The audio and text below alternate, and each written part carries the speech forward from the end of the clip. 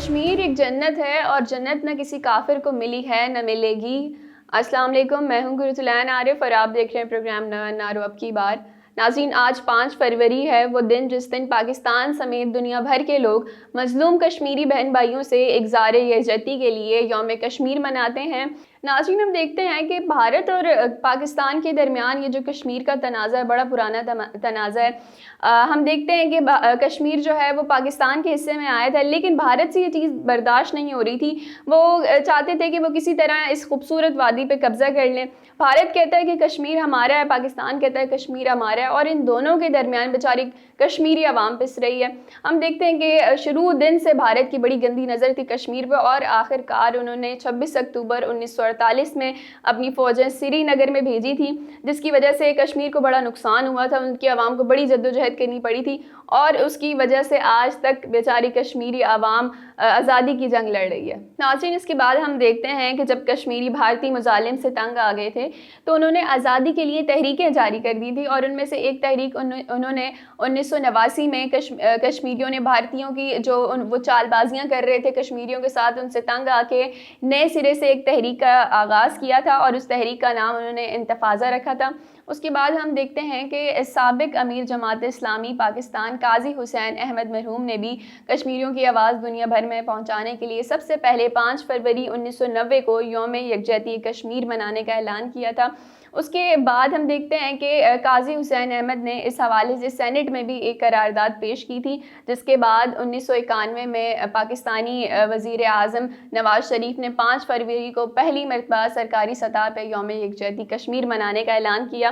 اس کے بعد ہم دیکھتے ہیں کہ یہ دن ہر سال بڑے جوش و جذبے سے منایا جاتا ہے۔ جتنے بھی پاکستانی لوگ ہیں، دنیا بھر کے لوگ ہیں، وہ کشمیریوں کو یہ احساس دلاتے ہیں کہ وہ ان کے جد و جہد میں ہر وقت ان کے ساتھ ہیں۔ جب کشمیری بھارت سے آزادی کی جد و جہد کی جنگ لڑ رہے تھے تو ہم دیکھتے ہیں کہ 1 لاکھ سے زائد کشمیری شہید ہوئے ہیں۔ ان میں بچے ہیں، عورتیں ہیں، نوجوان ہیں، بزرگ ہیں۔ ہم دیکھتے ہیں کہ کافی سارے لوگ شہید ہوئے ہیں، کچھ زخمی ہوئے ہیں، اور کچھ معذور بھی ہو چکے ہیں۔ کافی سارے ہم دیکھتے ہیں کہ جب جنگ ہوتی ہے تو لوگوں کو بڑا نقصان ہوتا ہے اس علاقے کے، پھر چاہے اس علاقے کی فوج ہو جو کہ دشمن ملک سے آئی ہے، یا چاہے اس علاقے کے جو رہنے والے ہیں وہ ہوں۔ اس کے بعد ہم دیکھتے ہیں کہ اس آزادی میں کافی سارے لوگوں نے اپنا کردار ادا کیا۔ اس میں جو سب سے بڑا ہم دیکھتے ہیں کردار ہے وہ ہے برہان مظفر وانی کا، جنہوں نے کشمیری نوجوانوں کے دل میں ایک امید جگائی، ایک جذبہ جگایا کہ ہاں جی کشمیر ہمارا ہے اور ہم نے اسے دشمن سے حاصل کر کے رہنا ہے۔ جب ہم برہان مظفر وانی کے بیک گراؤنڈ پہ نظر ڈالتے ہیں تو ہمیں پتہ چلتا ہے کہ وہ ایک اسکول پرنسپل کے بیٹے تھے اور بڑے ہی ہونہار طالب علم تھے، مگر جب ان کے بڑے بھائی خالد مظفر وانی کی 14 اپریل 2015 کو بھارتی فوج کے جعلی مقابلے میں وہ جب شہید ہو گئے تھے تو وہ بڑے دل برداشتہ ہو گئے، اور انہوں نے صرف 15 سال کی عمر میں ہتھیار اٹھا لیے اپنے بھائی کی موت کا بدلہ لینے کے لیے، اور کشمیری حریت پسند تنظیم حزب المجاہدین میں انہوں نے شمولیت اختیار کی۔ ناظرین، ہم دیکھتے ہیں کہ اس شمولیت اختیار کرنے کے بعد انہوں نے بہت بڑے بڑے کام کیے۔ انہوں نے لوگوں میں امید اجاگر کی کشمیریوں میں، اور انہوں نے جذبہ اجاگر کیا کہ ہاں ہم اپنا کشمیر دشمن سے حاصل کر کے رہیں گے۔ اس کے بعد ہم دیکھتے ہیں کہ 2015 میں برہان مظفر وانی کی ایک ویڈیو سرعام آتی ہے۔ اس میں وہ کشمیری نوجوانوں کو یہ دعوت دیتے ہیں کہ وہ ہندوستان کے خلاف جدوجہد میں حصہ لیں۔ ناظرین، یہ پہلا موقع تھا کہ کشمیر کی کسی عسکری تنظیم کی جانب سے باقاعدہ طور پہ نوجوانوں کو عسکری کارروائیوں میں حصہ لینے کی دعوت دی گئی۔ اس کے بعد ہم دیکھتے ہیں کہ ان کی اس دعوت پہ بڑی تعداد میں کشمیری نوجوانوں نے حصہ لیا، اور پھر یوں برہان مظفر وانی بھارتی حکومت اور بھارتی فوج کے لیے سردرد بن گئے تھے، جس نے جنت نظیر وادی پہ قابض بھارتی فوج پر متعدد جان لیوا حملے کیے تھے۔ اس کے بعد برہان مظفر وانی کو بھارتی فوج نے 8 جولائی 2016 کو مقبوضہ کشمیر کے علاقے کوکر ناگ میں ایک مبینہ مقابلے میں شہید کر دیا تھا۔ برہان مظفر وانی کی شہادت کی خبر پوری وادی میں جنگل کی آگ کی طرح پھیلی، اور ان کے جنازے میں شرکت کے لیے پوری وادی امڑ آئی۔ ناظرین، کہا جاتا ہے کہ ان کے جنازے میں 2 لاکھ سے زائد کشمیریوں نے شرکت کی، اور مقبوضہ وادی میں اتنا بڑا جنازہ کبھی کسی کا نہ ہوا۔ برہان مظفر وانی کو پاکستانی پرچم میں لپیٹ کے سپرد خاک کیا گیا۔ ناظرین، اس کے بعد ہم دیکھتے ہیں کہ ان کی شہادت کے بعد ایسا احتجاج ہوا جو ہفتوں تک جاری رہا۔ بھارتی فوج نے حالات پہ قابو پانے کے لیے 15 جولائی 2016 کو کرفیو نافذ کیا، جو پورے 1.5 ماہ تک نافذ رہا۔ اس دوران ان پہ تشدد بھی ہوا۔ ہم دیکھتے ہیں کہ 9 کشمیری شہید، 15,000 سے زائد زخمی، جبکہ 4,000 قابض اہلکار بھی زخمی ہوئے۔ اس کے بعد مقبوضہ کشمیر میں تحریک آزادی میں شدت آئی تو مودی حکومت نے بھی کشمیریوں کی آواز دبانے کے لیے 15 اگست 2019 کو بھارتی آئین کے آرٹیکل 370 کو منسوخ کر کے کشمیر کی متنازع حیثیت کو ختم کرتے ہوئے کشمیر پہ باقاعدہ قبضہ کر لیا، جبکہ آرٹیکل 35A کو منسوخ کر کے مقبوضہ وادی میں اسرائیل کی طرز پر ہندوؤں کی آباد کاری کی راہ بھی ہموار کر دی۔ بھارتی اقدام کے خلاف کشمیری سراپا احتجاج بن کے سڑکوں پہ جب نکل آئے تو مودی سرکار نے بھی پوری وادی میں کرفیو نافذ کرتے ہوئے میڈیا اور انٹرنیٹ پہ پابندی لگا دی اور یہ سلسلہ 1 سال سے زائد جاری رہا۔ کشمیر میڈیا سروس کی تحقیق کے مطابق 5 اگست 2019 کے بعد مسلط کردہ محاصرے کے دوران بھارتی فوج کے ہاتھوں 1 درجن خواتین سمیت 538 کشمیری شہید ہوئے۔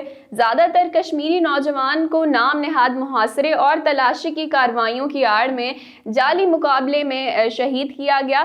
33 خواتین بیوہ اور 82 بچے یتیم کیے گئے۔ بھارتی فوج نے 5 اگست 2019 کے بعد حریت رہنماؤں، کارکنوں، نوجوانوں، طلبہ اور خواتین رہنماؤں سمیت 17,000 سے زائد افراد کو مختلف کالے قانون کے تحت گرفتار کیا۔ مقبوضہ علاقے میں پرامن مظاہرین کے خلاف بھارتی فوجیوں کی طرف سے گولیوں اور آنسو گیس سمیت طاقت کے وحشیانہ استعمال سے 2189 افراد شدید زخمی ہوئے۔ بھارتی فوجیوں نے 5 اگست 2019 کے بعد 1,000 سے زائد مکانات اور عمارات کو نقصان پہنچایا اور 117 خواتین کی بے حرمتی کی اور ان کی تذلیل کی۔ ہم دیکھتے ہیں کہ 5 اگست 2019 کے بعد سے میڈیا بلیک آؤٹ اور کشمیری صحافیوں کی گرفتاری کا سلسلہ بھی بدستور جاری ہے۔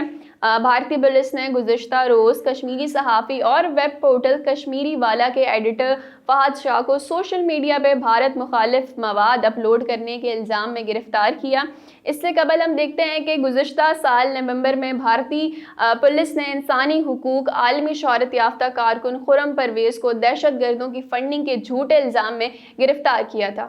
ناظرین، پاکستانی وزیر اعظم عمران خان کی جب ہم بات کرتے ہیں تو ان کو پاکستان میں تو بڑا کرٹیسائز کیا جاتا ہے، لیکن جب ہم ان کی کارکردگی کا موازنہ بھارتی وزیر اعظم نریندر مودی سے کرتے ہیں تو ہمیں پتہ چلتا ہے کہ عمران خان کافی بہتر جا رہے ہیں۔